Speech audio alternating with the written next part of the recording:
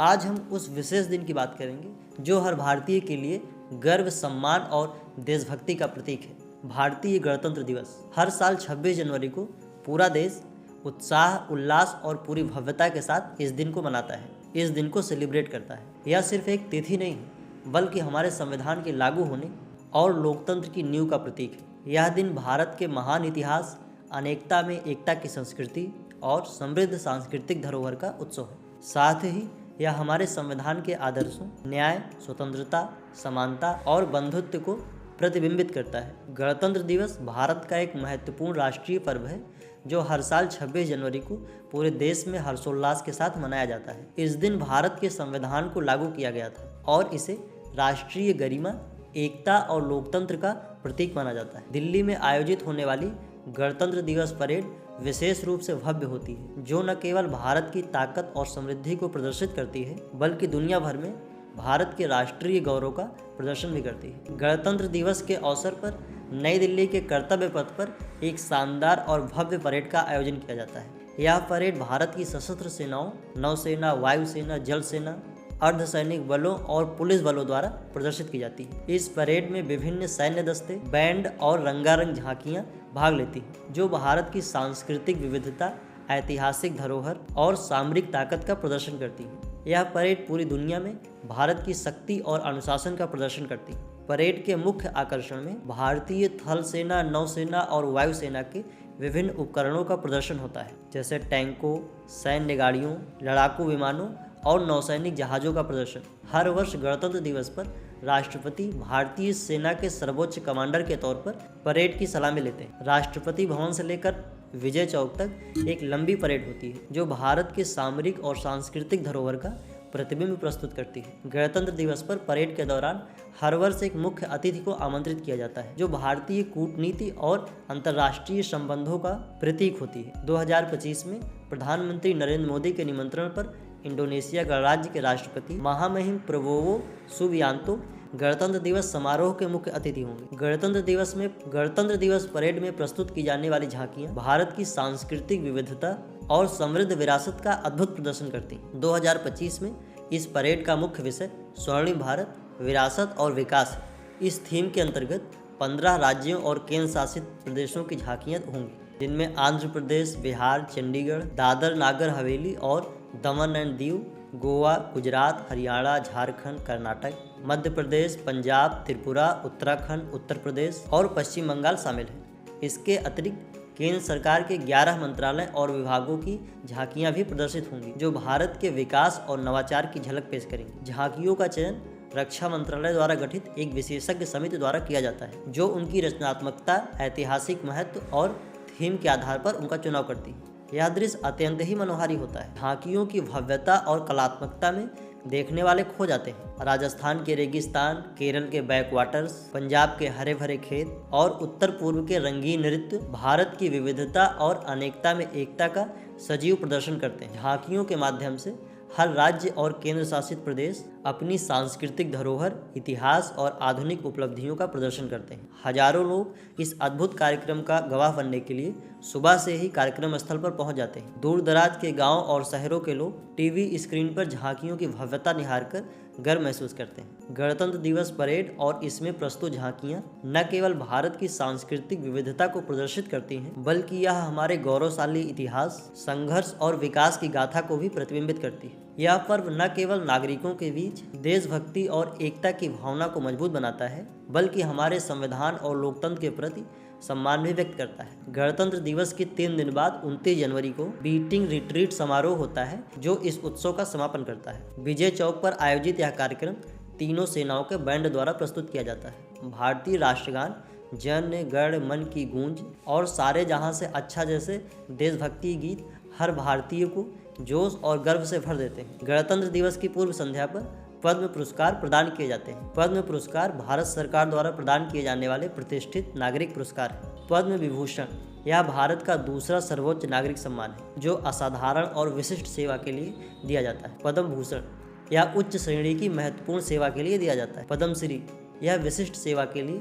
चौथे स्थान का पुरस्कार है। ये पुरस्कार कला, विज्ञान, समाज सेवा, व्यापार और अन्य क्षेत्रों में उत्कृष्ट कार्य करने वाले लोगों को दिया जाता है, जो लोग भारत का गौरव बढ़ाते हैं। भारत, जिसे विविधता में एकता का प्रतीक कहा जाता है, अपनी समृद्ध संस्कृति, गौरवशाली इतिहास और भौगोलिक अद्वितीयता के लिए पूरी दुनिया में जाना जाता है, पूरी दुनिया में विख्यात है। हिमालय की बर्फीली चोटियों से लेकर दक्षिण के शांत समुद्री तटों तक, पश्चिम के सुनहरे रेगिस्तान से लेकर पूरब के हरे भरे घने जंगलों तक, भारत का हर कोना प्रकृति और संस्कृति का अद्भुत मिश्रण है। भारत की विविधता केवल उसकी भौगोलिक सीमाओं तक सीमित नहीं। यहाँ 22 आधिकारिक भाषाएं और 1600 से अधिक बोलियां बोली जाती हैं, जो इसे भाषाई समृद्धि का केंद्र बनाती हैं। हिंदू, मुस्लिम, सिख, ईसाई, पारसी, बौद्ध और जैन जैसे कई धर्म यहाँ सह अस्तित्व में, जो सहिष्णुता और बंधुत्व का उदाहरण प्रस्तुत करते हैं। भारत का इतिहास भी इसकी महानता को प्रदर्शित करता है। वैदिक सभ्यता, जिसने दुनिया को योग, आयुर्वेद और वैज्ञानिक सोच का परिचय दिया, से लेकर मौर्य साम्राज्य और गुप्त साम्राज्य, जिन्होंने प्रशासन, कला और शिक्षा में अद्वितीय योगदान दिया। मुगल काल में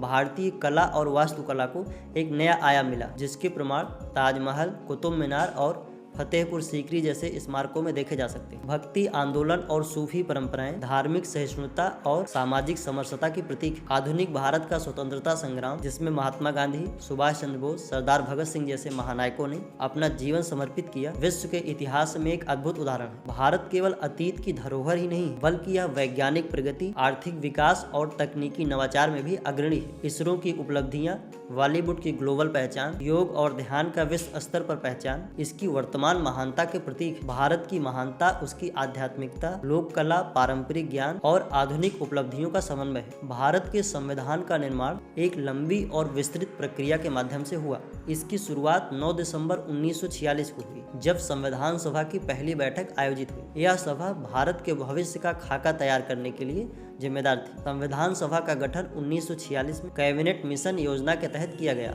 इसमें कुल 389 सदस्य थे, जिनमें से 292 ब्रिटिश भारत से, 93 देशी रियासतों से और 4 चीफ कमिश्नर प्रदेशों से थे। भारत के विभाजन के बाद सदस्यों की संख्या घटकर 299 रह गई। डॉक्टर भीमराव अंबेडकर को संविधान सभा की प्रारूप समिति का अध्यक्ष बनाया गया।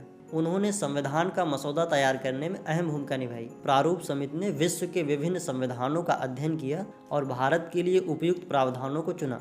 इस प्रक्रिया में कुल 2 साल 11 महीने 18 दिन लगे। 26 नवंबर 1949 को संविधान सभा ने संविधान को अपनाया और यह 26 जनवरी 1950 को लागू हुआ। भारतीय संविधान दुनिया का सबसे लंबा लिखित संविधान है। इसमें कुल 448 अनुच्छेद, 25 भाग और 12 अनुसूचियां शामिल हैं। इसमें निम्नलिखित मुख्य तत्व शामिल हैं। प्रस्तावना। प्रस्तावना भारतीय संविधान का मूल उद्देश्य और दर्शन प्रस्तुत करती है। इसमें भारत को संप्रभु, समाजवादी, धर्मनिरपेक्ष, लोकतांत्रिक गणराज्य घोषित किया गया है। यह न्याय, स्वतंत्रता, समानता और बंधुत्व जैसे मूलभूत सिद्धांतों की गारंटी देता है। संविधान के भाग 3 में नागरिकों को 6 मूल अधिकार दिए गए हैं। समानता का अधिकार, स्वतंत्रता का अधिकार, शोषण के विरुद्ध अधिकार, धार्मिक स्वतंत्रता का अधिकार, संस्कृति और शिक्षा का अधिकार, संवैधानिक उपचारों का अधिकार। 42वें संविधान संशोधन 1976 के तहत संविधान में भाग 4A जोड़ा गया, जिसमें नागरिकों के 11 मूल कर्तव्य बताए गए हैं। यह कर्तव्य नागरिकों को देश और समाज के प्रति अपनी जिम्मेदारी निभाने के लिए प्रेरित करते हैं। भाग 4 में राज्य के नीति निर्देशक तत्व शामिल हैं। ये तत्व सामाजिक और आर्थिक लोकतंत्र को सशक्त बनाने के लिए मार्गदर्शन प्रदान करते हैं। यह समाज में समानता, शिक्षा और स्वास्थ्य सुविधाओं की गारंटी को सुनिश्चित करते हैं। संघात्मक ढांचा। भारतीय संविधान में केंद्र और राज्य के बीच शक्तियों का बंटवारा किया गया है। यह संघीय होते हुए भी एकात्मक झुकाव वाला संविधान है। भारतीय संविधान को समय के साथ बदलने और विकसित करने के लिए संशोधन की प्रक्रिया दी गई है। अब तक संविधान में 100 से अधिक संशोधन किए जा चुके हैं। भारतीय संविधान एक स्वतंत्र और निष्पक्ष न्यायपालिका की व्यवस्था करता है। यह न्यायपालिका की स्वतंत्रता और न्यायिक समीक्षा का अधिकार सुनिश्चित करता है। भारत एक धर्मनिरपेक्ष राष्ट्र है, जहाँ सभी धर्मों को समान मान्यता दी गई है। राज्य का कोई आधिकारिक धर्म नहीं है और सभी नागरिकों को अपने धर्म के पालन की आज़ादी है। भारतीय संविधान नागरिकों को लोकतांत्रिक अधिकार देता है। यह सार्वभौमिक वयस्क मताधिकार और प्रतिनिधि लोकतंत्र के सिद्धांतों पर आधारित है। संविधान में कुछ विशेष प्रावधान दिए गए हैं, जैसे अनुच्छेद 370 जम्मू कश्मीर के लिए विशेष दर्जा, हालांकि 2019 में से हटा दिया गया। अनुच्छेद 356 राष्ट्रपति शासन, अनुच्छेद 21A शिक्षा का अधिकार। भारतीय संविधान सिर्फ एक दस्तावेज नहीं बल्कि भारत देश की सांस्कृतिक विविधता, ऐतिहासिक संघर्ष और लोकतांत्रिक मूल्यों का प्रतिबिंब है। यह हमें एकजुट रखता है और एक समृद्ध, समतामूलक और समावेशी समाज की दिशा में आगे बढ़ने की ओर प्रेरित करता है। भारतीय नागरिकों के कर्तव्य। भारतीय संविधान का भाग 4 नागरिकों के मूल कर्तव्यों को परिभाषित करता है। ये कर्तव्य 42वें संविधान संशोधन 1976 के तहत संविधान में जोड़े गए थे और इनका उल्लेख अनुच्छेद 51A में किया गया है। इनका उद्देश्य नागरिकों को अपने देश और समाज के प्रति जिम्मेदारी निभाने के लिए प्रेरित करना है। भारतीय नागरिकों के 11 मूल कर्तव्य हैं जो इस प्रकार है: संविधान का पालन करना और उसके आदर्शों, संस्थाओं, राष्ट्रध्वज और राष्ट्रगान का सम्मान करना, भारत की संप्रभुता, एकता, अखंडता की रक्षा करना और उसे बनाए रखना, देश की रक्षा करना और आवश्यकता पड़ने पर राष्ट्रीय सेवा के लिए तत्पर रहना, भारत के सभी लोगों में सामंजस्य और समान भ्रातृत्व की भावना को बढ़ावा देना, महिलाओं की गरिमा का सम्मान करना और उनका अपमान न करना, भारत की समृद्ध सांस्कृतिक विरासत का महत्व समझना और उसे संरक्षित करना, पर्यावरण की रक्षा करना और प्राकृतिक संसाधनों का संरक्षण करना, वैज्ञानिक दृष्टिकोण, मानवतावाद और ज्ञान के सुधारात्मक दृष्टिकोण का विकास करना, सार्वजनिक संपत्ति की रक्षा करना और हिंसा से बचना, व्यक्तिगत और सामूहिक गतिविधियों के सभी क्षेत्रों में उत्कृष्टता के लिए प्रयास करना, बच्चों को शिक्षा के अवसर प्रदान करना। 86वें संविधान संशोधन 2002 के तहत यह कर्तव्य नागरिकों पर लागू होता है कि वे 6 से 14 वर्ष के बच्चों को शिक्षा उपलब्ध कराएं। नागरिकों के कर्तव्य देश के विकास और समाज में शांति बनाए रखने के लिए महत्वपूर्ण है। यदि सभी नागरिक इन कर्तव्यों का पालन करें तो हमारा देश और समाज अधिक समृद्ध, सशक्त और समतापूर्ण बन सकता है। याद रखें, कर्तव्य निभाना हमारा धर्म है। गणतंत्र दिवस हमें यह याद दिलाता है कि हमारे संविधान में निहित मूल तत्व न्याय, स्वतंत्रता, समानता और बंधुत्व हमें एकजुट रखते हैं। यह दिन हमें प्रेरित करता है कि हम अपने देश के समृद्धि और विकास के लिए हमेशा तत्पर रहें। आइए इस गणतंत्र दिवस पर हम सब मिलकर यह प्रण लें कि हम अपने संविधान और राष्ट्र के प्रति अपनी जिम्मेदारियों को पूरी कर्तव्य निष्ठा से निभाएंगे। भारत के इस 76वें गणतंत्र दिवस पर हम सब अपने तिरंगे के नीचे खड़े होकर गर्व से कहें, सारे जहां से अच्छा हिंदुस्तान हमारा।